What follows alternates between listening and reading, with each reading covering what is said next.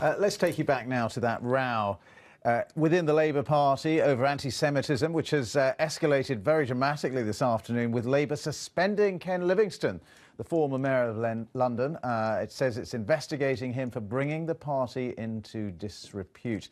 Earlier on, Ken Livingstone was embroiled in a furious row today with a fellow Labour MP, John Mann, who accused him of being a Nazi apologist. Well, let's talk about all of this now to Jonathan Sacerdoti, who's from the campaign against anti-Semitism. First of all, the Labour Party have acted on Ken Livingstone. Would you welcome that? Of course we welcome that, but what we're also calling for is for his expulsion from the party, the same as we were calling yesterday for the expulsion of Naz Shah. It's becoming too frequent, this occurrence of seeing these reports in the media and finding these posts online on social media from Labour figures and now 2 MPs well known among the country. These people are putting anti-Semitic material out there or defending people who have done so, and they're being suspended for investigation. What's to investigate? If somebody posts anti-Semitic content, you shouldn't want them in your party. Well, can we just be clear on what you think it is that Ken Livingstone has said exactly that would justify him being then expelled from the party? Ken Livingstone actually has something of a track record of upsetting the Jewish community, whether we look back to the time that he told a Jewish reporter that he was like a concentration camp guard, or when he told the Rubin brothers, Jewish businessmen, that they should leave the country and go back to the Shahs in Iran when they're actually Jewish Iraqi origin. These sorts of things have long upset people in the Jewish community. And he complains that people say that they are experiencing anti-Semitism because they're trying to hush up discussion of politics in Israel. But in actual fact, the only person that seems to be confusing these two things is Ken Livingstone. There's no need to start evoking Hitler on BBC Radio when you're trying to discuss the anti-Semitic ramblings of another Labour MP on social media yesterday. So what was it? So just talk us through then exactly what he has said in these latest comments that you take objection to so strongly. Of course. Well, he started by saying that Naz Shah hadn't really done anything wrong and what she did wasn't anti-Semitic. We all saw Naz Shah apologise for having made these anti-Semitic posts online.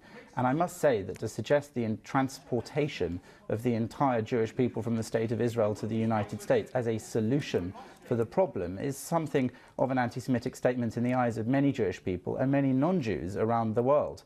So to hear Ken Livingstone today backtracking on what she herself has admitted was anti-Semitic and racist, saying that it was neither, and then deciding to evoke Hitler as a Zionist in his interview, this is peculiar language coming from the man that used to be the London mayor. But what he did say in his interview with the BBC News Channel earlier on, repeatedly, was that there is a huge difference between anti-Semitism and criticism of the government of Israel.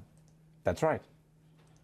But do you agree with him on that? Because that is his defence, if you like. Indeed there is, but that's no defence, because you can't make anti-Semitic statements and make statements that upset a huge proportion of the Jewish community and then say that you were just doing it because it was criticism of Israel. In actual fact, I think you'll find that the Jewish community don't often say that they feel that something has been anti-Semitic when actually it was legitimate debate about Israel. It's the other way round. Plenty of anti-Semites choose to make anti-Semitic statements and then say that they were about Zionism or Israel in order to defend themselves from any criticism.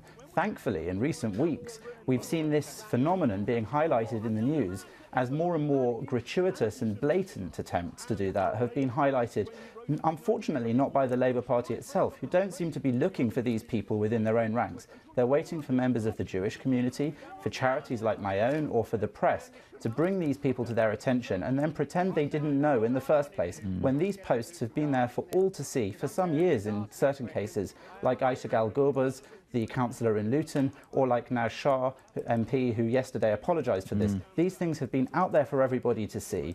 But he has said quite passionately he is not anti-Semitic. It doesn't matter how often one says something, if one's actions and one's behaviour offend the Jewish community. Could you tell me why it is that only the Jewish community seems to be in a position that when they say something is anti-Semitic in huge numbers, when they say they're offended, they are told that they don't have the right to say what is anti-Semitic or not? How many other minority groups suffer this double indignity of being offended and being abused, and then being told when they complain that something is against them, that is prejudice against them, that actually they don't know what is anti-Semitic, they can't say what is anti-Semitic, and they're only doing it because they're trying to manipulate discussion on geopolitics. That in itself is anti-Semitic, and it's a phenomenon that we've seen happening far too much.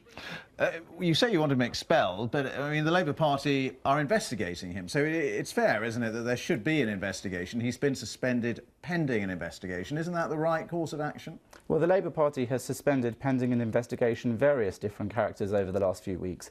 Often when we're seeing that they... But we're talking about Ken Livingstone now. Indeed we are. So isn't that fair enough? I hope their investigation is swift, transparent and effective and does conclude in his expulsion, because what he was saying today, the ramblings about Hitler, were most peculiar. The things that he's been saying, such as not having seen any anti-Semitism within the Labour Party for his 47-year career, despite the fact that Andrew Neil presented him with several examples live on air, and he admitted to having heard them from people in the Labour Party over recent weeks, months and years. He's not telling the truth about that because he did know about those things, and he is trying to cover up and defend people who themselves have admitted to saying anti-Semitic things like Naz Shah. Why is he apologising for people who have themselves said what they did was wrong and racist? Jonathan Sacerdoti from the Campaign Against Anti-Semitism, thanks for coming in. Thank you.